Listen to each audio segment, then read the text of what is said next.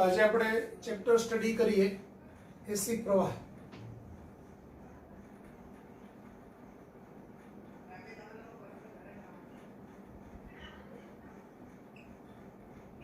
Alternating current અથવા તો એસી પ્રવાહ। હવે એસી પ્રવાહની અંદર ટેક્સ્ટ બુકમાં તમને ઘણું બધું ડિટેલમાં આપેલું છે, એટલે હું તમને એકદમ સિમ્પલ મેનરની અંદર કેવી રીતે સૂત્રો બધા યાદ રાખી શકાય અને કેવી રીતે ઇઝીલી તમે બધા જ ન્યુમેરિકલ સરળતાથી સોલ્વ કરી શકો એવી ટ્રીકથી હું તમને લઈ જવા માંગુ છું।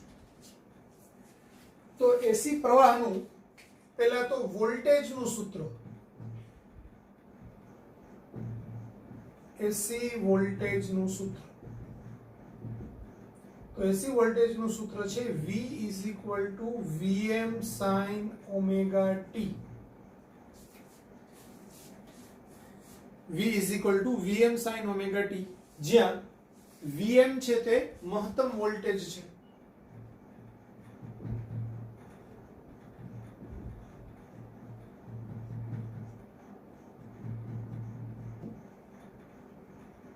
ઓમેગા છે એ એસી પ્રવાહની કોણીય આવૃત્તિ છે।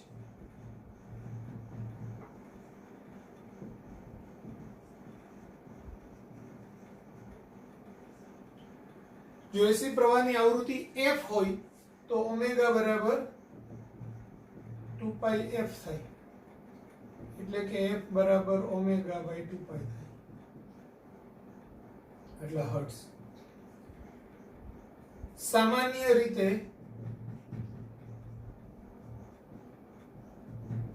ભારતમાં f બરાબર 50 હર્ટ્ઝ નક્કી થયેલ છે।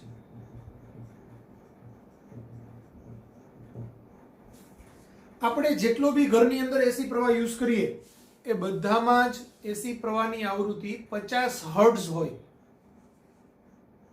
એટલે 50 હર્ટ્ઝનો જ એસી પ્રવાહ આખા ઇન્ડિયામાં બધી જગ્યાએ આવે, બરાબર। મેજોરિટી એશિયન કન્ટ્રીની અંદર છે તે 50 હર્ટ્ઝનું માપદંડ રખાયેલું છે। અમુક અમેરિકન કંપની અને બીજી યુરોપિયન કંપનીઝની અંદર, આપણે કન્ટ્રીઝની અંદર છે તે એફની વેલ્યુ 60 હર્ટ્ઝ પણ હોય, પણ ઓલ ઓવર ઇન્ડિયાના અંદર બધા જ જગ્યાએ 50 હર્ટ્ઝ છે તે આવૃત્તિ નક્કી થયેલી છે, એટલે બધો જ વોલ્ટેજ જે બી એસી આવે એ એસી વોલ્ટેજ 50 હર્ટ્ઝની આવૃત્તિ વાળો હોય। ઓકે, આ V બરાબર Vm sin ઓમેગા t થયું। હવે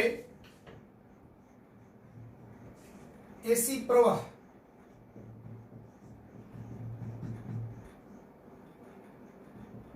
તો કોના માટે, તો કે LCR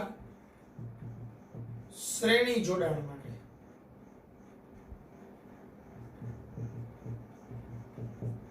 LCR શ્રેણી જોડાણ હોય તો એના પ્રવાહનું સૂત્ર, એસી પ્રવાહનું સૂત્ર I = Im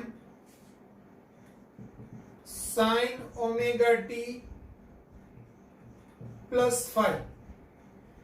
જો ઘણી જગ્યાએ છે I બરાબર Im sin ઓમેગા t -ϕ પણ લખાય, +ϕ હોય તો શું, -ϕ હોય તો શું, તો એ ϕ ના એટલે tan ϕ ના સૂત્રમાં છે તે ઓમેગા l - 1/ωc કે 1/ωc - 1/ωl એ બેનો ડિફરન્સ આવે, હું પછી સમજાવું। અત્યારે આપણે ટેક્સ્ટ બુક મુજબ જઈશું। ટેક્સ્ટ બુકના માં I બરાબર Im sin ઓમેગા t +ϕ સૂત્ર લખેલું છે, જ્યાં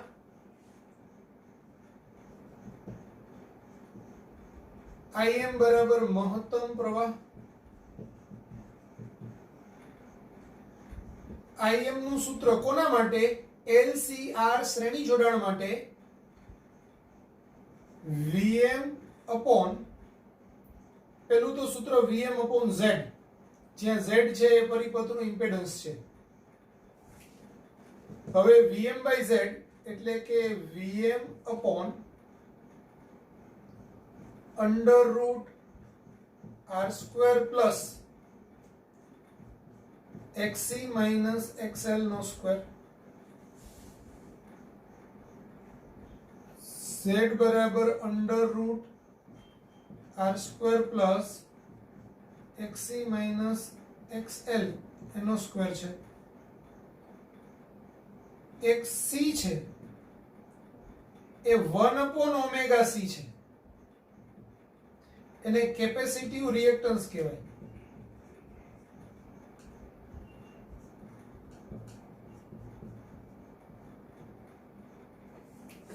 અને XL છે એ ઓમેગા L છે, એને ઇન્ડક્ટિવ રિએક્ટન્સ કહેવાય.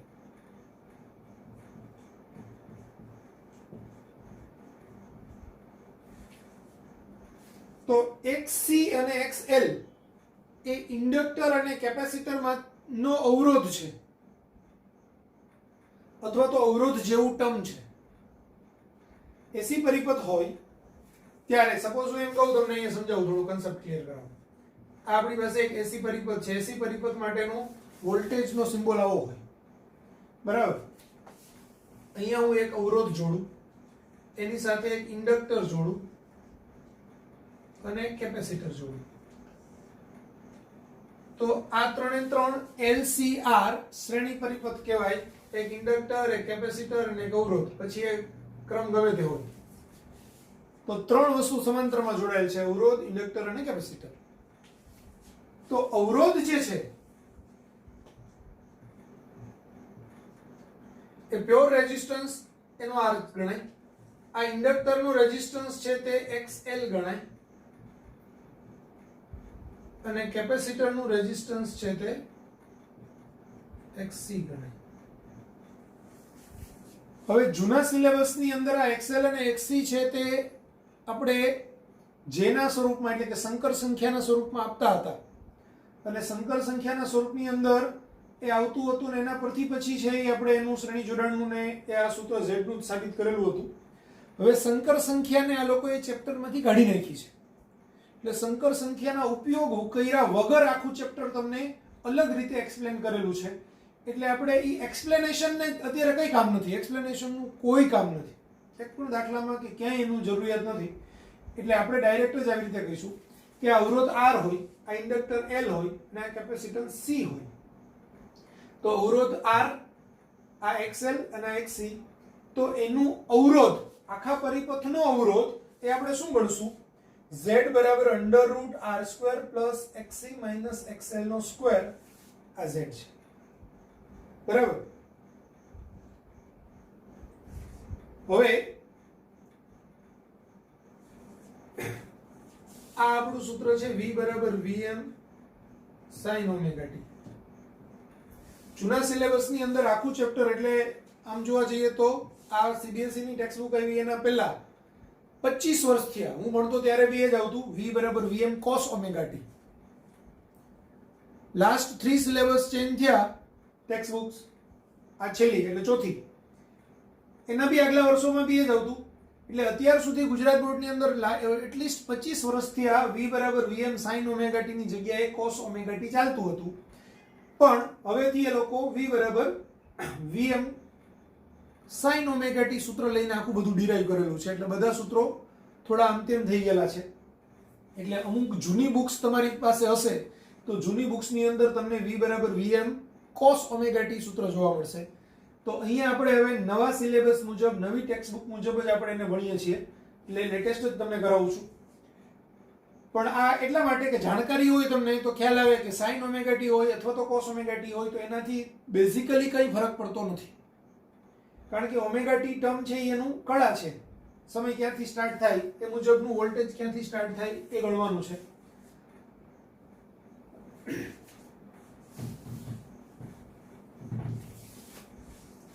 તો Z નું સૂત્ર under route R square plus XL minus XC નો સ્ક્વેર. XC એટલે 1/ωc અને કેપેસિટિવ રિએક્ટન્સ કહેવાય. XL એટલે ઓમેગા L એટલે ઇન્ડક્ટિવ રિએક્ટન્સ કહેવાય. આ પ્રવાહ IM એ મહત્તમ પ્રવાહ છે જે Vm/Z, Z એ અવરોધ તરીકે કાર્ય કરે. Z એક અવરોધ તરીકે કાર્ય કરે એટલે Im બરાબર Vm/Z અને z નું મૂલ્ય vm/√r² plus xc minus xl નો સ્ક્વેર છે. મુખ્ય સૂત્ર v બરાબર vm sin ઓમેગા t અને પ્રવાહનું I બરાબર im sin omega t plus phi છે. જ્યાં phi છે એ વોલ્ટેજ અને પ્રવાહ વચ્ચેનો કડા તફાવત છે. જ્યાં phi એ v અને I વચ્ચેનો કડા તફાવત છે.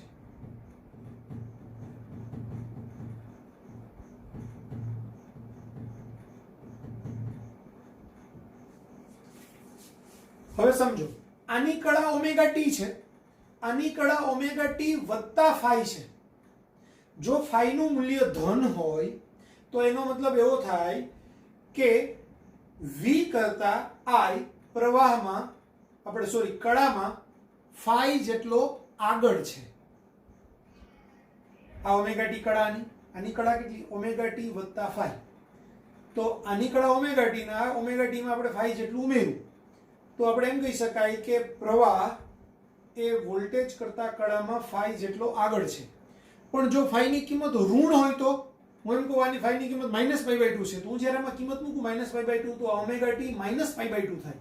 તો આની કડા ઓમેગા ટી, નાની કડા ઓમેગા ટી -π/2 હોય તો આપણે એમ કહી શકાય કે વોલ્ટેજ કરતા પ્રવાહ છે એ કડામાં π/2 જેટલો પાછળ છે.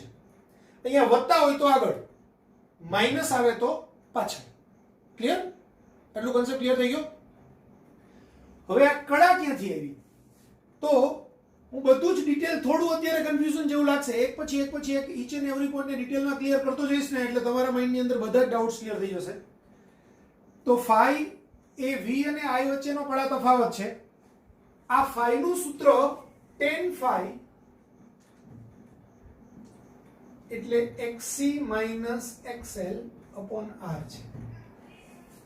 tan phi એટલે xc minus xl upon r છે. બીજું એક ઇમ્પોર્ટન્ટ અહીંયા જ ક્લિયર કરવું જરૂરી છે, વોલ્ટેજ અને પ્રવાહ એ સરેરાશ મૂલ્ય બેયના શૂન્ય થાય. શા માટે? કારણ કે v નું સૂત્ર છે vm sin ઓમેગા t અને I નું સૂત્ર છે im sin omega t plus phi, એટલે કે બંને સાઇન્યુસોઇડલ તરંગો છે. હવે બંને સાઇન્યુસોઇડલ તરંગ છે એટલે સમજો, સપોઝ હું વોલ્ટેજનો આલેખ ડ્રો કરું તો વોલ્ટેજનો આલેખ કંઈક આવો થાય. આ t, આ v,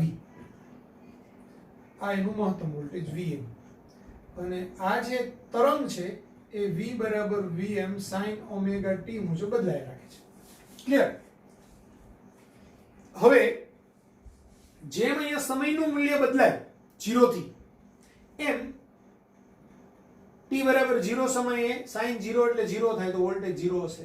પછી t ની કોઈ એક ચોક્કસ મૂલ્ય વોલ્ટેજનું મૂલ્ય આટલું હશે. પછી t ની કોઈ એક ચોક્કસ મૂલ્ય વોલ્ટેજ મૂલ્ય આટલું થશે. જ્યારે આ ઓમેગા ટી ટર્મ આખી એ π/2 થશે તો sin π/2 એટલે 1, ત્યારે આપણને આ મહત્તમ વોલ્ટેજ મળશે.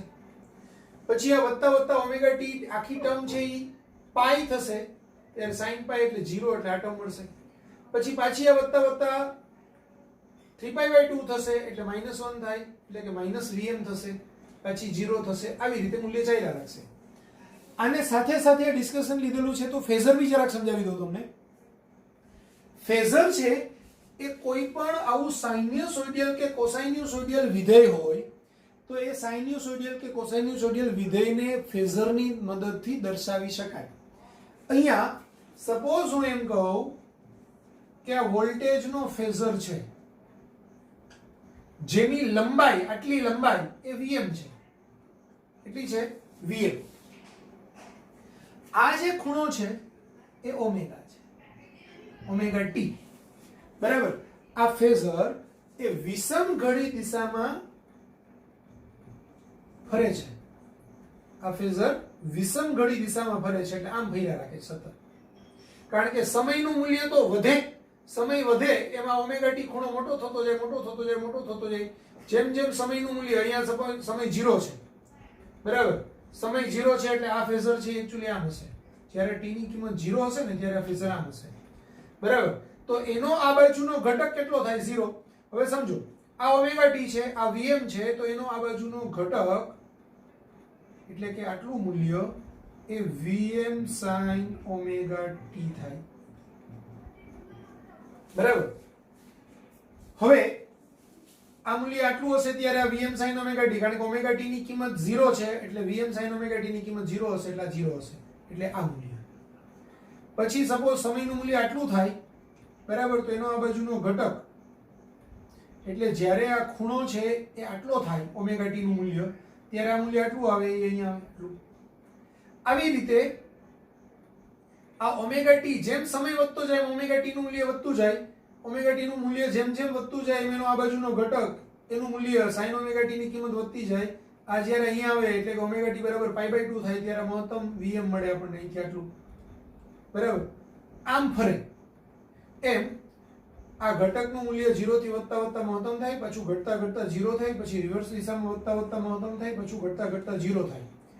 આ જે ઘટના છે આમથી આમ થઈ અને આમથી આમ થવાની, એ ઘટનાને આપણે અહીંથી અહીંયા આવી રીતે બતાવ્યું છે આલેખની રીતે, આમથી આમ કે t નું મૂલ્ય 0 ત્યારે 0, t નું મૂલ્ય π/2 ત્યારે વોલ્ટેજ મહત્તમ, પછી આટલું, પછી આટલું, પછી આટલું, પછી આટલું, એમ કરતા કરતા કરતા કરતા આપણે આલેખ બતાવ્યો. એટલે આ આખું આમ ફરે ત્યારે આનું આ એક દોલન થાય, પાછું આ બીજો રાઉન્ડ ફરે ત્યારે આનું બીજું દોલન થાય. બરાબર. હવે આ કડા એ આ બેઝ લાઈન અને આ બિંદુ એની વચ્ચેનો ખૂણો છે ઓમેગા t. આપણે અહીંયા જ્યારે કડાની મૂલ્ય ઓમેગા t હોય, અહીંયા પાછળ phi બાય કંઈ હોય જ નહીં, તો એનો મતલબ એવો થાય કે પ્રારંભિક કડા શૂન્ય છે, એટલે કે t બરાબર 0 સમયે આ વર્તુળ ચાલુ થાય છે ફરવાનું. ક્લિયર? તો આ વોલ્ટેજ સમજાયું મેં તમને, કડા સમજાયું. હવે આ tan phi બરાબર xc - xl / r, હું અત્યારે કોઈની જ સાબિતી નથી સમજાવતો, બરાબર, બેઝિક કન્સેપ્ટ પેલા મગજમાં ક્લિયર કરાવું છું.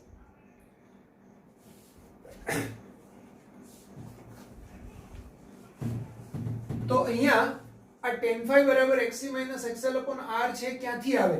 તો આપણે યાદ રાખવાનું છે આ ત્રિકોણ, બરાબર, આ છે phi, બરાબર.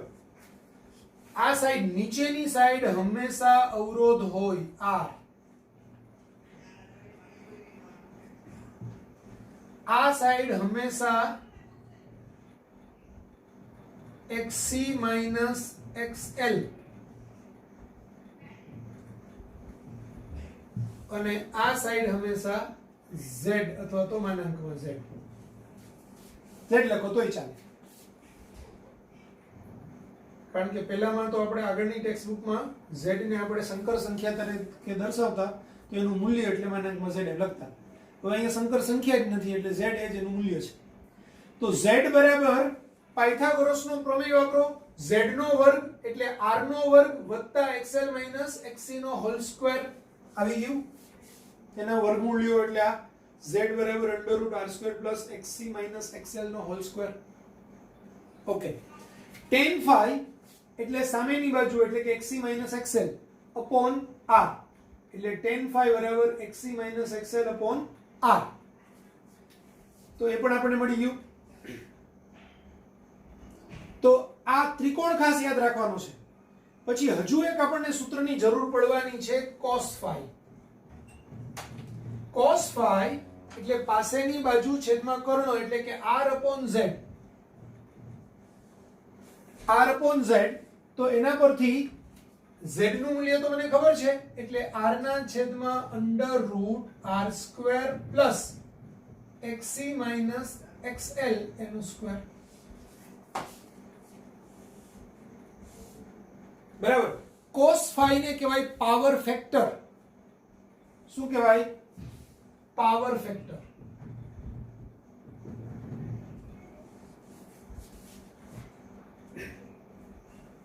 હવે એક બીજું ઇમ્પોર્ટન્ટ VRMS.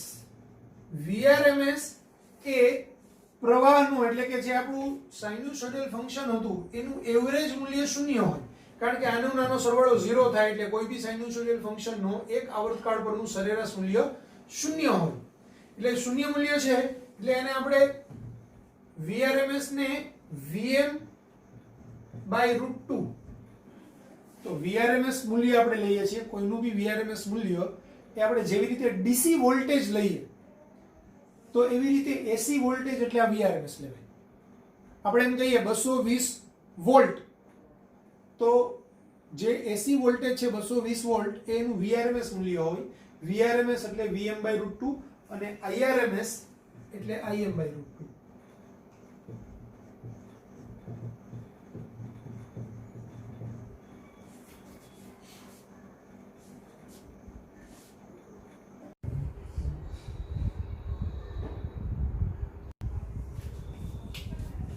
તો એક પાવર, તો પાવરનું સૂત્ર છે Vm Im/2 cos phi. હવે Vm Im/2 એને આપણે આમ પણ લખી શકાય Vm/√2 Im/√2 cos phi, એટલે કે VRMS IRMS cos phi. તો પાવર P નું સૂત્ર છે VRMS IRMS cos phi.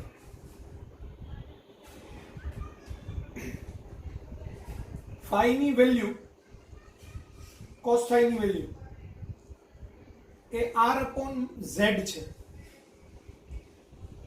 તો પછી જુદા જુદા પરિપથ હોય, દાખલા તરીકે માત્ર અવરોધ ધરાવતો પરિપથ હોય તો R ના છેદમાં R, કારણ કે આ ટર્મ એમાં હોય જ નહીં, તો R ના છેદમાં R એટલે 1 થાય, તો cos phi એટલે 1 થાય, તો પાવર P VRMS IRMS થાય. માત્ર ઇન્ડક્ટર ધરાવતો પરિપથ હોય તો -XL નો વર્ગ એનું વર્ગમૂળ એટલે XL, R/XL થાય. પણ R ની વેલ્યુ 0 હોય એટલે cos phi બરાબર 0 થાય, આની વેલ્યુ 0 થાય એટલે આખું પાવર શૂન્ય થાય. એવી જ રીતે માત્ર કેપેસિટર ધરાવતો પરિપથ હોય તો એમાં પણ R બરાબર 0 હોય એટલે cos phi બરાબર 0 થાય, તો પાવર શૂન્ય થાય. તો માત્ર ઇન્ડક્ટર ધરાવતો પરિપથ હોય કે માત્ર કેપેસિટર ધરાવતો પરિપથ હોય તો એની અંદર પાવર ફેક્ટર શૂન્ય થાય અને એના કારણે પાવર પણ શૂન્ય થાય. તો આવા પરિપથમાંથી વહેતા પ્રવાહને વોટલેસ પ્રવાહ કહેવાય. હવે આપણે એના ડિટેલમાં એક પછી એક કેસ જોઈએ. પહેલા આટલું લખી કાઢો.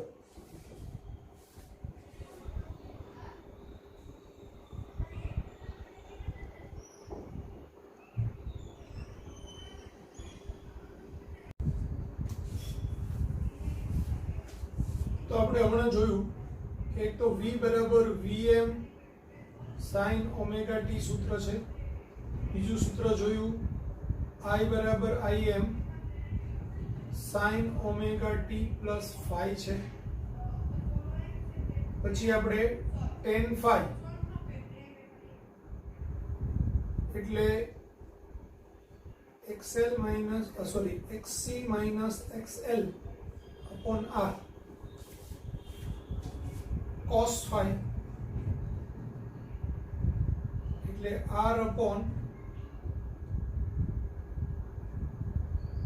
Z એટલે કે R upon under root R square plus XC minus XL whole square. Z બરાબર under root R square plus XC minus XL whole square. આટલા બેઝિક સૂત્રો આપણે જોયા. હવે આને આપણે ખાસ કિસ્સાઓ જોઈએ.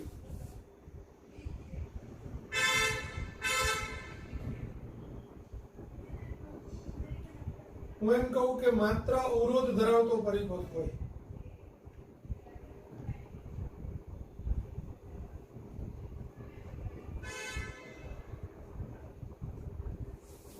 માત્ર અવરોધ R ધરાવતો પરિપથ હોય તો એમાં XC બરાબર 0, XL બરાબર 0 અને R બરાબર R લેવાનું. તો tan phi શું થાય? tan phi બરાબર 0 minus 0 upon R એટલે કે 0, માટે phi ની વેલ્યુ થાય 0. હવે phi ની વેલ્યુ 0 થાય એટલે cos phi પાવર ફેક્ટર એટલે cos 0 એટલે 1 થાય. તો આપણું v નું સૂત્ર હતું vm sin omega t. એ માત્ર અવરોધ ધરાવતો પરિપથ હોય તો પણ આ જ રહીએ. I નું સૂત્ર થાય im sin omega t વત્તા 0. phi ની વેલ્યુ 0 એટલે કે I બરાબર im sin omega t થાય. હવે v ના સૂત્રમાં પણ vm sin omega t, I ના સૂત્રમાં પણ im sin omega t. તો બેયની કળા સરખી છે. I તથા v તથા I સમાન કળામાં છે.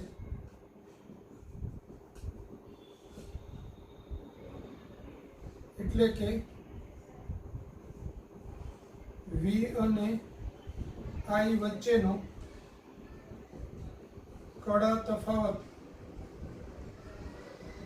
બરાબર 0.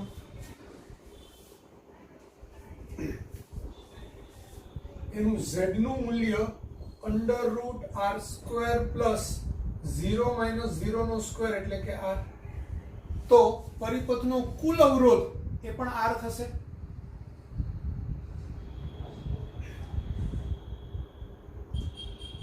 અને પરિપથમાં પાવર p બરાબર vrms irms cos ડેલ્ટા એટલે cos phi એટલે કે vrms irms p બરાબર. તો પાવર p બરાબર vrms irms. તો આપણે ડીસી પરિપથ માત્ર અવરોધ વાળો હોય તો શું થાય? p બરાબર vi. તો vrms અને irms છે v અને I તરીકે વર્તે ડીસી પરિપથની અંદર. એટલે ડીસી પરિપથની અંદર જે વોલ્ટેજનું મૂલ્ય હોય એટલું જ વોલ્ટેજનું મૂલ્ય સરેરાશ મૂલ્ય અહીંયા vrms ગણાય irms લેવાય. તો p બરાબર vi સૂત્ર આપણને લાગુ પડે. પછી v ની કિંમત મૂકો irms * r તો I2 irms થાય. I ની કિંમત મૂકો vrms / r તો vrms ² / r થાય. એટલે પાવરના બીજા સૂત્રો આ પણ થાય vrms નો સ્ક્વેર / r અથવા તો irms નો સ્ક્વેર * r. આ બધી કોની વાત થઈ? માત્ર અવરોધ ધરાવતો પરિપથ હોય એની. હજુ માત્ર અવરોધ ધરાવતો પરિપથ હોય તો એની કળા વોલ્ટેજ અને પ્રવાહની t સમયે. તો આ t સમયે વોલ્ટેજ v છે, તો આ t સમયે પ્રવાહ I છે ઓમેગા t બરાબર. તો એના આ બાજુના ઘટક લઈએ તો આ થશે આ im.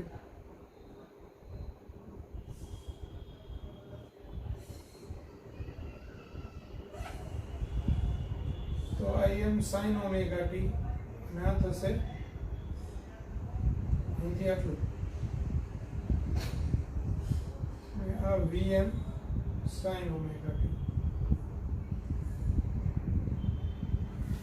બરાબર. તો I બરાબર im sin omega t અને v બરાબર vm sin omega t. આ એનો ફેઝર ડાયાગ્રામ થયો. કોનો? માત્ર અવરોધ ધરાવતા પરિપથનો.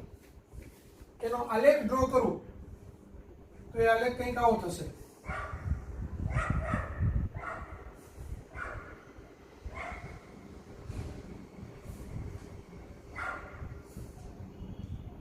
બરાબર.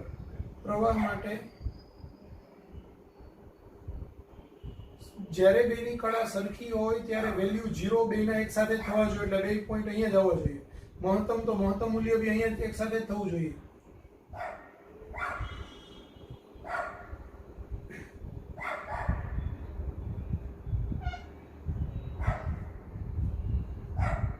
આ લેખ છે v બરાબર vm sin omega t નો અને આ લેખ છે તે I બરાબર im sin omega t નો.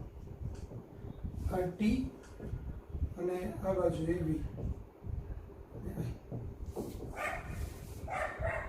ક્લિયર થઈ ગયું? તો આ માત્ર r ધરાવતો પરિપથ, એમાં xc 0 હોય, xl 0 હોય, r બરાબર r લેવાનું. હવે v બરાબર vm sin omega t થાય, i બરાબર im sin omega t plus phi. પણ આ phi ની વેલ્યુ શોધવા માટે xc ની વેલ્યુ 0, xl ની વેલ્યુ 0 એટલે 0/r થાય, એટલે phi બરાબર 0 થાય. આ phi બરાબર 0 હું અહીંયા મૂકી દઉં અને પેલા cos ના સૂત્રમાં મૂકી દઉં તો અહીંયા આ ટર્મ 0 થાય, r/r એટલે 1 થાય, અથવા તો cos phi એટલે cos 0 એટલે 1 થાય. તો v બરાબર vm sin omega t થશે, i બરાબર im sin omega t plus 0 એટલે i બરાબર im sin omega t થશે. v તથા i સમાન કળામાં છે એટલે કે v અને i વચ્ચેનો કળા તફાવત 0 છે. સમાન કળામાં છે એનો મતલબ એવો થાય કે બે આલેખ એક જ દિશામાં હોય, બરાબર. બે વચ્ચેનો કળા તફાવત π/2 નો હોય તો એક આમ હોય અને એક આમ હોય, આલેખ આ બે વચ્ચેનો ખૂણો 90 નો હોય. જો vm આ બાજુએ હોય અને im આ બાજુએ હોય તો એનો મતલબ એવો થાય કે વોલ્ટેજ કરતા પ્રવાહ છે કળામાં π/2 જેટલો પાછળ છે. વોલ્ટેજ આમ હોય ને પ્રવાહ એનાથી આમ હોય તો એમ કહી શકાય કે વોલ્ટેજ કરતા પ્રવાહ કળામાં π/2 જેટલો આગળ છે. આ z નું સૂત્ર તો z માં બી r² + 0 - 0 નો સ્ક્વેર, xl ને xc ની વેલ્યુ 0 છે એટલે એ r જ થશે. અને પાવર p બરાબર vrms irms cos phi, એમાં cos phi ની વેલ્યુ 1 મૂકી દઈએ એટલે vrms irms થાય. vrms ની કિંમત irms ની કિંમત જો માત્ર અવરોધ ધરાવતા પરિપથ માટે vrms બરાબર irms into r થાય. v is equal to ir એ સૂત્ર છે. તો irms એટલે vrms upon r થાય, એટલે અહીંયા vrms upon r મૂકું તો vrms square upon r થાય, અને vrms ની જગ્યાએ irms into r મૂકું તો irms into r into irms એટલે irms square r થાય. અહીંયા t સમયે આ પ્રવાહનો ફેઝર છે, આ વોલ્ટેજનો ફેઝર છે. તો આનો આ બાજુનો ઘટક એ im sin omega t થાય અને આનો આ બાજુનો ઘટક એટલે vm sin omega t થાય. તો આ છે im sin omega t A i કહેવાય અને vm sin omega t એ v કહેવાય. આ ફેઝર છે એ સતત આમ ફેરા રાખતો હોય એટલે આનું મૂલ્ય છે તે સતત વધઘટ થયા રાખે. અને આ v અને v against t અને i against t નું આલેખ છે. હવે માત્ર કેપેસિટર C ધરાવતો પરિપથ, પહેલા આટલું લખી નાખો, આ લખી કાઢો અને અહીંયા લખી કાઢો.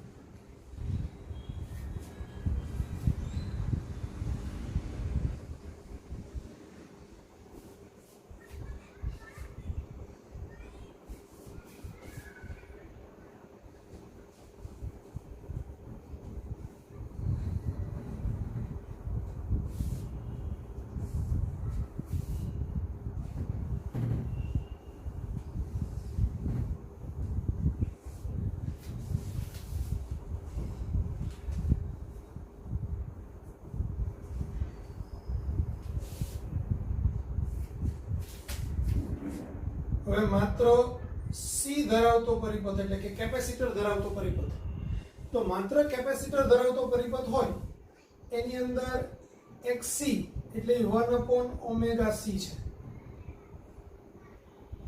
xl એ 0 લેવાનું છે અને r છે એ 0 લેવાનું છે, બરાબર. તો પહેલા તો tan phi એટલે શું થશે, xc - 0/0. હવે આ કઈ ટર્મ upon 0 એટલે ઇન્ફિનિટી થાય. તો phi ની વેલ્યુ tan π/2 એટલે ઇન્ફિનિટી થાય, કારણ કે sin π/2 એટલે 1 થાય ને છેદમાં cos π/2 એટલે 0 થાય, 1/0 એટલે ઇન્ફિનિટી. તો tan phi એટલે ઇન્ફિનિટી થાય તો phi ની વેલ્યુ π/2 થાય, બરાબર. હવે phi ની વેલ્યુ π/2 થાય પ્લસ π/2, તો i નું સૂત્ર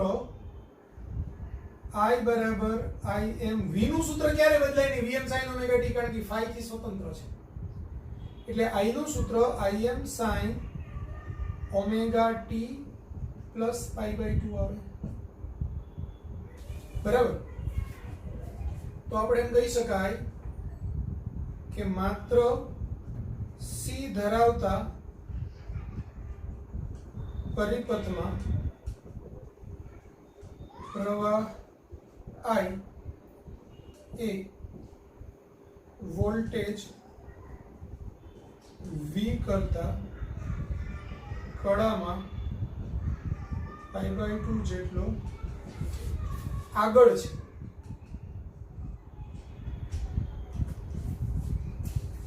બરાબર, કારણ કે વોલ્ટેજનું સૂત્ર છે Vm sin ઓમેગા t, એટલે એની કળા ઓમેગા t છે, ત્યારે પ્રવાહની કળા ઓમેગા t વત્તા π/2 છે, તો વધુ હોય તો એટલો આગળ છે એમ કહેવાય. અને અહીંયા ઓમેગા t માઇનસ π/2 આવે, જ્યારે ઇન્ડક્ટર વાળો કેસ આવશે ત્યારે આવશે, તો ત્યારે એ પાછળ છે એમ કહેવાય. બરાબર, એટલે અહીંયા વત્તા હોય તો આગળ, માઇનસ આવે તો પાછળ. બરાબર, પછી Z નું સૂત્ર, તો Z બરાબર √r² plus xc minus xl નો સ્ક્વેર. પણ r ની વેલ્યુ 0 લેવાની છે, આ xc લેવાનું છે, આ 0 લેવાનું છે એનો સ્ક્વેર, એટલે xc નો સ્ક્વેર એનું અંડરરૂટ, એટલે અલ્ટિમેટલી xc જ થાય, એટલે કે 1/ωc થાય. તો z બરાબર xc અથવા તો 1/ωc થાય. પછી Im એટલે Vm/z, એટલે Vm/xc અથવા તો Vm/1/ωc, એટલે કે ωc Vm થાય. ઓકે, હવે cos phi એટલે r/z, પણ z ની વેલ્યુ કેટલી થવાની છે? xc અથવા તો 1/ωc, પણ r ની વેલ્યુ કેટલી છે? 0. તો માત્ર કેપેસિટર ધરાવતા પરિપથમાં r ની વેલ્યુ 0 છે, આની વેલ્યુ xc છે, એટલે આ ટર્મ થશે 0. cos phi બરાબર 0, તો પાવર p બરાબર vrms irms cos phi. હવે vrms irms cos phi ની વેલ્યુ 0, એટલે આ 0 થાય. તો માત્ર કેપેસિટર ધરાવતા પરિપથમાં પાવર વ્યય શૂન્ય હોય છે. માત્ર કેપેસિટર ધરાવતા પરિપથમાં પાવર વ્યય શૂન્ય હોય છે. ક્લિયર થયું? માત્ર અવરોધ નહીં, કેપેસિટર, માત્ર કેપેસિટર C ધરાવતો પરિપથ.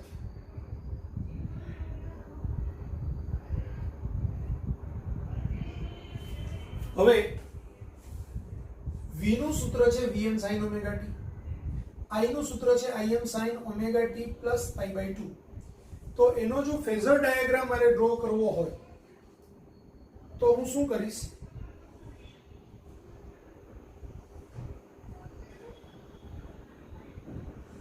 હું એમ કહું કે ભાઈ આ Vm છે,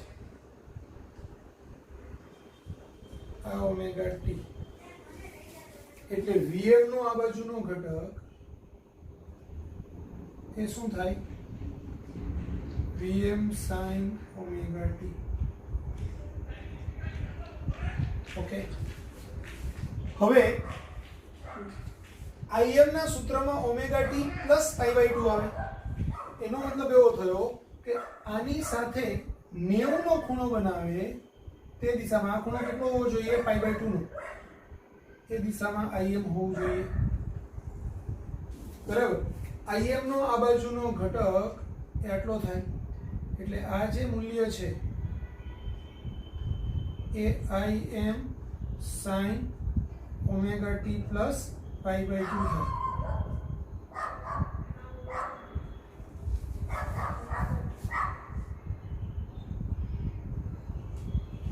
બરાબર, તો Im sin omega t plus π/2 એ આ થશે, આટલું મૂલ્ય Vm sin ઓમેગા t આવું થશે, અને આ એનું ફેઝર ડાયાગ્રામ કહેવાય. આ વોલ્ટેજનું વિધેય કહેવાય, આ પ્રવાહનું વિધેય કહેવાય. હવે આનો આપણે V અને I અગેન્સ્ટ t નો આલેખ ડ્રો કરવો છે. તો એ આલેખ કેવી રીતે ડ્રો કરશું એ બાજુમાં બતાવું.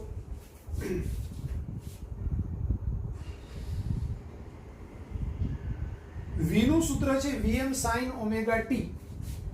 સાઇન વાળું વિધેય, સાઇન 0 એટલે 0 થાય, એટલે સાઇન વાળું વિધેય હોય એટલે અહીંથી સ્ટાર્ટ થાય.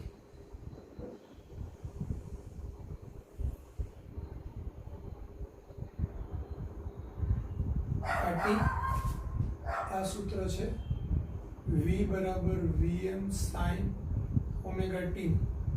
જો Vm sin ઓમેગા t નો આ આલેખ ક્યારેય બદલાવાનો નથી, કારણ કે આમાં sin ઓમેગા t છે, t ની વેલ્યુ 0 મૂકો એટલે sin 0 એટલે 0 થાય, એટલે અહીંયા 0 થી આલેખ સ્ટાર્ટ થાય અને અહીંથી આમ જ આવે. સમજાય રાખે. હવે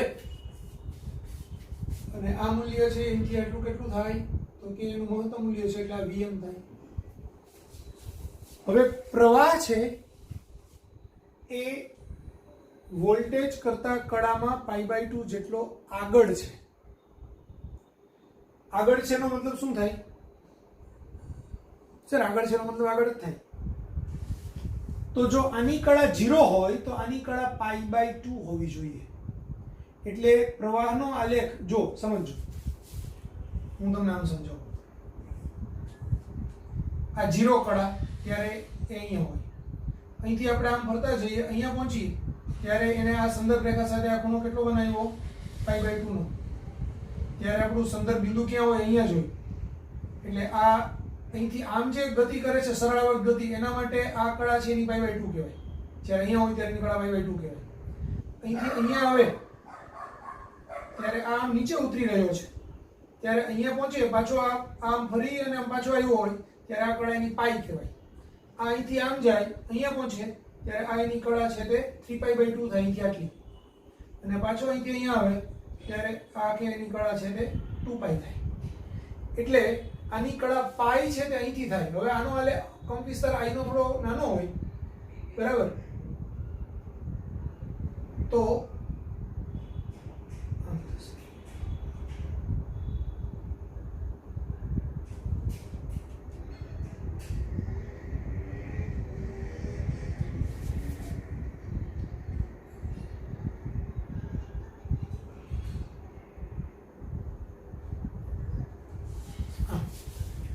એટલે જ્યારે વોલ્ટેજનું મૂલ્ય 0 હશે ત્યારે પ્રવાહનું મૂલ્ય મહત્તમ હશે.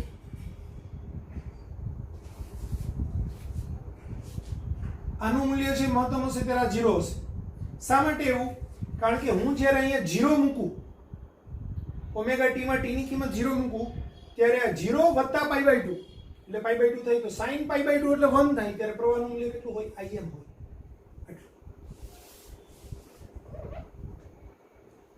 બરાબર? એટલે આ જે આલેખ છે એ આલેખનું સૂત્ર શું છે? I બરાબર Im sin omega t plus π/2. બરાબર? આવું થશે. તો આ એનો આલેખ થયો. પછી જ્યારે અહીંયા આવ્યું એટલે અહીંયા π/2 આવે. આ π/2 હોય તો ઓમેગા t ની કિંમત જ્યારે હું π/2 મૂકું તો π/2 વત્તા π/2 એટલે શું થાય? પાઈ. sin પાઈ એટલે 0. તો આ આખું ટર્મ 0 થઈ જશે, એટલે આખું ટર્મ 0 થશે, એટલે અહીંયા પ્રવાહનું મૂલ્ય 0 હોય. ત્યારે વોલ્ટેજ મહત્તમ હોય. પાછું વોલ્ટેજ 0 થાય ત્યારે પ્રવાહ છે હવે માઇનસમાં આવશે, એટલે અહીંની કડા છે પાઈ થાય. તો અહીંયા હવે જ્યારે હું ઓમેગા t ની કિંમત પાઈ મૂકું ત્યારે sin પાઈ પ્લસ π/2 એટલે 3π/2 થાય. 3π/2 એટલે -1, ત્યારે પ્રવાહ છે તે નેગેટિવમાં માઇનસ થાય. પછી આ અહીંથી આમ આવે એટલે જ્યારે આ વેલ્યુ આમ ગણ્યા 0, આ π/2, આ પાઈ, આ 3π/2, બરાબર? તો sin 3π/2 પ્લસ π/2 એટલે પ્રવાહની વેલ્યુ કેટલી થઈ? sin 2π. sin 2π એટલે 0, એટલે પ્રવાહ 0 થશે. એ વખતે વોલ્ટેજ કેટલું થશે? તો કે Vm sin ઓમેગા t, પણ ઓમેગા t ની કિંમત કેટલી? 3π/2. તો sin 3π/2 એટલે -1, તો v ની કિંમત -Vm થાય, એટલે આ -Vm થાય. આવી રીતે હોય. એટલે આ આલેખ આવો થશે. તો અહીંયા વોલ્ટેજ અહીંથી સ્ટાર્ટ થાય છે, આંકડા 0 કહેવાય. સમજજો, તમને ચારે ચાર વસ્તુ બતાવી દઉં. જો આલેખ અહીંથી સ્ટાર્ટ થાય તો આંકડા 0 કહેવાય. આલેખ અહીંથી સ્ટાર્ટ થઈને નીચે જાય તો આંકડા છે એ π/2 કહેવાય. બરાબર. આલેખ અહીંથી સ્ટાર્ટ કરી અને આમ જાય તો આંકડા પાઈ કહેવાય. આલેખ નીચેથી સ્ટાર્ટ કરી અને આમ થાય તો આંકડા 3π/2 થાય. પાછું ફરીને અહીંયા આવી જાય એટલે આંકડા છે તે 0 અથવા 2π 4π એવી રીતે બધી કહેવાય. પાછું આ રિપીટ થાય બધામાં. પછી π/2 + 2π, π + 2π, 3π/2 + 2π એમ ચાલ્યા રાખે. પણ બેઝિકલી આ ચાર જ હોય. 0 ઉપર π/2, નીચેથી આમ સ્ટાર્ટ થાય તો 2π, આમ સ્ટાર્ટ વચ્ચેથી જ હોય. ઉપર ચાલુ થાય તો કડા 0 કહેવાય, નીચેથી આમ સ્ટાર્ટ થાય તો કડા પાઈ કહેવાય, અને સાવ નીચેથી આમ ઉપર જાય તો આ કડા 3π/2 કહેવાય. Is it clear? કોઈ કન્ફ્યુઝન? આ લખી નાખો. અહીંથી લખવાનું છે માત્ર કેપેસિટર C ધરાવતો પરિબળ. અવરોધ વાળું લખ્યું, એના પછી નીચે જ અહીંથી આટલું લખવાનું છે, અહીંયા સુધી. આવી ક્યાંક સાઈડમાં ટેકવી દેવું હોય તો ટેકવી દેજો.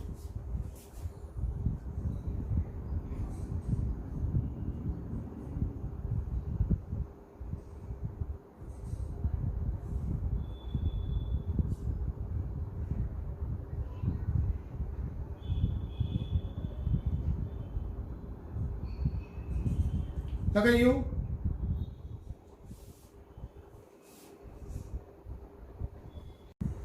હવે માત્ર ઇન્ડક્ટર L ધરાવતો પરિપથ. તો માત્ર ઇન્ડક્ટર L હોય ત્યારે આ XL ની વેલ્યુ ઓમેગા L હોય, R બરાબર 0 હોય, XC બરાબર 0 હોય. તો સૌથી પહેલા તો phi શોધવાનું કામ કરીએ. તો એના માટે tan phi વાળું સૂત્ર લેવાનું. tan phi બરાબર XC ની કિંમત કેટલી? 0. XL ને હમણાં XL જ રાખીએ, અપોન R ની વેલ્યુ કેટલી? 0. તો આ -XL/0 થાય. હવે 1/0 એટલે ઇન્ફિનિટી, પણ -1/0 એટલે માઇનસ ઇન્ફિનિટી થાય. એટલે એકચ્યુઅલી આ માઇનસ ઇન્ફિનિટી થાય. હવે tan phi બરાબર -ઇન્ફિનિટી એટલે શું? તો જો tan phi બરાબર ઇન્ફિનિટી હોય તો એની વેલ્યુ +π/2 આવે. તો જ્યારે tan phi બરાબર -ઇન્ફિનિટી હોય ત્યારે phi બરાબર -π/2 આવે. એટલે phi ની વેલ્યુ -π/2. માટે v નું સૂત્ર તો Vm sin ઓમેગા t છે જ, પણ I નું સૂત્ર શું થશે? Im sin omega t -π/2. તો હવે આની કડા ઓમેગા t છે અને આની કડા ઓમેગા t -π/2 છે. તો શું કહેવાય?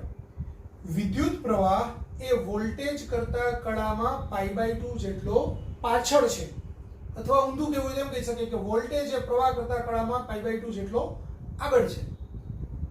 તો માત્ર ઇન્ડક્ટર ધરાવતા પરિપથમાં, AC પરિપથમાં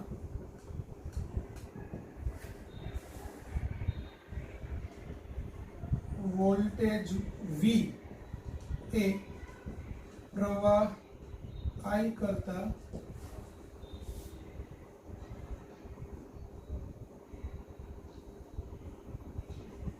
કડામાં π/2 જેટલો આગળ છે, અથવા પ્રવાહ I એ વોલ્ટેજ V કરતા કળામાં π/2 જેટલો પાછળ છે. જો વોલ્ટેજની કળા ઓમેગા ટી કોની v ની, I ની કળા કેટલી ઓમેગા ટી માઇનસ π/2, તો આપણે એમ કહી શકાય કે આની કળા ઓમેગા ટી તો આની ઓમેગા ટી માઇનસ π/2, તો I છે એ v કરતા π/2 જેટલો પાછળ છે. ઊંધું કેવું હોય તો હું આમ પણ કહી શકું કે ભાઈ v I ની કળા ઓમેગા ટી માઇનસ π/2, તો આની કળા ઓમેગા ટી માઇનસ π/2 વત્તા π/2. જો આની કળાને આપણે ઓમેગા ટી પ્લસ π/2 ગણીએ તો આની કળા ઓમેગા ટી પ્લસ π/2 વત્તા π/2 છે. એટલે પ્રવાહ કરતા વોલ્ટેજની કળા π/2 જેટલી આગળ છે, કારણ કે પ્રવાહની કળા આટલી છે તો આટલી કળામાં હું π/2 ઉમેરું તો વોલ્ટેજની કળા મને ઓમેગા ટી મળે. એટલે બે રીતે લખી શકાય, બે સાચું જ છે. આમ લખો તોય સાચું છે ને આમ લખો તોય સાચું છે. બરાબર. હું એમ કહું કે આ એ લીટી છે ને આ બી છે, આ 10 સેન્ટીમીટરની છે અને આ 8 સેન્ટીમીટરની છે, તો હું એમ કહું કે એ લીટીની લંબાઈ બી લીટીની લંબાઈ કરતા 2 સેન્ટીમીટર વધુ છે, એમ બી કહી શકાય. ઊંધું કેવું તો એમ બી કહી શકાય બી લીટીની લંબાઈ એ રેખાની લંબાઈ કરતા 2 સેન્ટીમીટર જેટલી ઓછી છે. બી રેખાની લંબાઈ એ રેખાની લંબાઈ કરતા 2 સેન્ટીમીટર ઓછી છે. બીજા શબ્દમાં કેવું તો એમ કહી શકાય કે એ રેખાની લંબાઈ એ બી રેખાની લંબાઈ કરતા 2 સેન્ટીમીટર વધુ છે. બંને સાચું જ છે. તો એવી જ રીતે અહીંયા બી એમ કહી શકાય કે જો ઓમેગા ટી ની કળા આપણે આમ ગણીએ કે પ્રવાહની કળા આટલી છે તો ઓમેગા ટી ની પ્રવાહની કળા વત્તા π/2 જેટલી છે, તો માત્ર ઇન્ડક્ટર ધરાવતા એસી પરિપથમાં વોલ્ટેજ V એ પ્રવાહ I કરતા કળામાં π/2 જેટલો આગળ છે, અથવા પ્રવાહ I એ વોલ્ટેજ કરતા, વોલ્ટેજની કળા ઓમેગા ટી તો પ્રવાહની ઓમેગા ટી માઇનસ π/2, તો પ્રવાહ I એ વોલ્ટેજ V કરતા કળામાં π/2 જેટલો પાછળ છે. બંને રીતે કહી શકાય. ઓકે, આગળ ચાલીએ. હવે Z નું મૂલ્ય, તો Z નું મૂલ્ય √r² plus xc minus xl નો સ્ક્વેર, એટલે કે √0 નો સ્ક્વેર વત્તા 0 માઇનસ xl નો સ્ક્વેર, એટલે કે xl, અને xl એટલે ઓમેગા l. તો Z બરાબર xl અને એના બરાબર ઓમેગા l થશે. તો Im નું મૂલ્ય શું થશે? Vm/Z એટલે કે Vm/xl એટલે કે Vm/omega l. પછી cos phi નું સૂત્ર શું થશે? Power factor cos phi.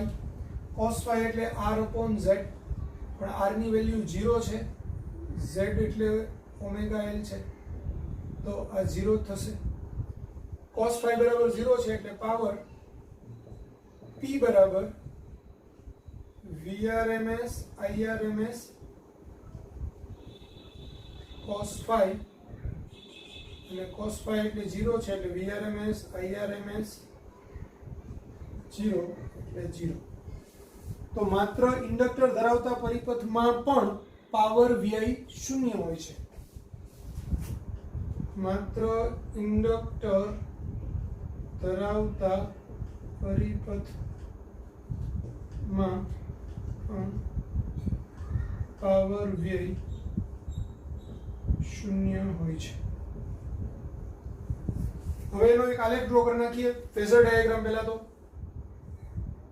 તો ફેઝર ડાયાગ્રામમાં વોલ્ટેજનું ફેઝર તો દર વખતે એક જ જગ્યાએ ડ્રો કરવાનું, એને Vm કહેવાનું, આ ઓમેગા ટી લખી જ નાખવાનું, અને અહીંથી આટલું છે તે આપણને જે મળે તે Vm sin omega t મળે છે. આટલું કોમન આવે કારણ કે વોલ્ટેજનું સૂત્ર એ અવરોધ પર કે ઇન્ડક્ટર પર કે કેપેસિટર પર આધાર રાખતું નથી. વોલ્ટેજનું સૂત્ર અચળ છે. આખા ચેપ્ટરમાં બધે એક જ સૂત્ર લેવાનું છે, V બરાબર Vm sin omega t. એમાં R કે L કે C ઉપર ડિપેન્ડન્ટ કોઈ પણ ટર્મ નથી. બરાબર? એટલે એનું સૂત્ર આ જ આવે ને એનો આલેખ આ જ થાય. હવે અવરોધ હોય તો પ્રવાહ અને વોલ્ટેજની કળા સરખી હોય તો આમ બતાવાય. માત્ર કેપેસિટર હોય તો કેપેસિટર છે એમાં પ્રવાહ π/2 જેટલો આગળ હોય એટલે એને આ વોલ્ટેજ છે તો વોલ્ટેજથી π/2 આમ લેવાનું આગળ, તો પ્રવાહ આમ બતાવવાનો. તો આમાં પ્રવાહ π/2 જેટલો પાછળ છે એટલે અહીંથી પાછળની બાજુએ π/2 નો ખૂણો બનાવવાનો, એટલે આપણે પ્રવાહ આમ લેવાનો અને આનો જે ઘટક મળે ને તે અહીંયા મળે, Im sin omega t minus π/2 આ મળે. ક્લિયર થઈ ગયું? એટલે વોલ્ટેજની કળા ઓમેગા ટી હોય ત્યારે પ્રવાહની કળા ઓમેગા ટી માઇનસ π/2 હોય.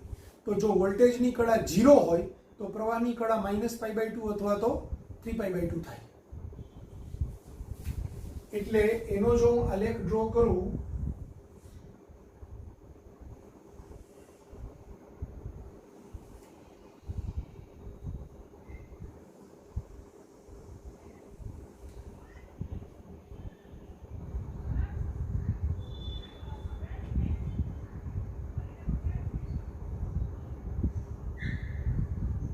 બરાબર, આ v નું સૂત્ર છે. આ આલેખ તો દરેકમાં આ જ સરખો ડ્રો કરવાનો, કારણ કે v નું સૂત્ર બદલાતું નથી. v બરાબર vm sin ઓમેગા t.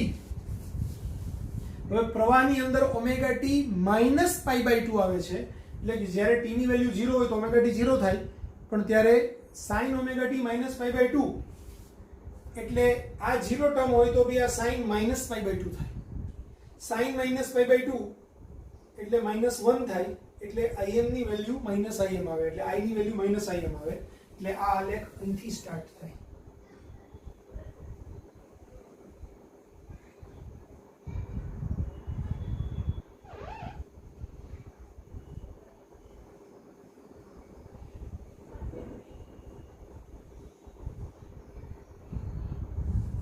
આવું આવે.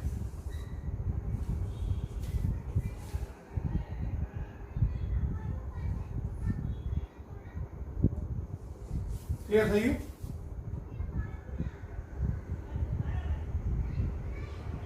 તો આ પ્રવાહનું સૂત્ર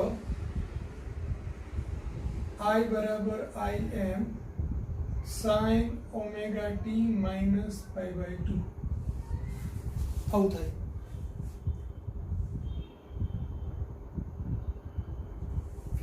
એટલે બેઝિકલી આપણે આ સૂત્રો યાદ રાખી લીધા, આટલા જ 1 2 3 4 ને 5. આ 5 સૂત્ર, એક પાવરનું સૂત્ર P બરાબર Vrms Irms cos ડેલ્ટા, પછી Vrms એટલે Vm/√2, Irms એટલે Im/√2. તો આની અંદર લગભગ બધું આવી ગયું. પછી માત્ર અવરોધ ધરાવતો પરિપથ હોય તો અવરોધ રાખવાનો, XL ને ઓમેગા c ની કિંમત 0 મૂકી દેવાની, એટલે એક એનો કેસ થઈ જાય. માત્ર ઇન્ડક્ટર વાળો હોય તો એની કિંમત આવે, બાકીના બેની 0 મૂકવાની, એટલે એનો કેસ થઈ જાય. એવી રીતે થશે. આટલું ફંડામેન્ટલી તમે સમજી જશો તો તમને આ ચેપ્ટરમાં ક્યાંય પ્રોબ્લેમ આવશે નહીં. આના પરથી તમે બધા અટપટા દાખલાઓ ગણી શકશો. ખ્યાલ આવી ગયો બધાને? કમ્પ્લીટ? લખી નાખો.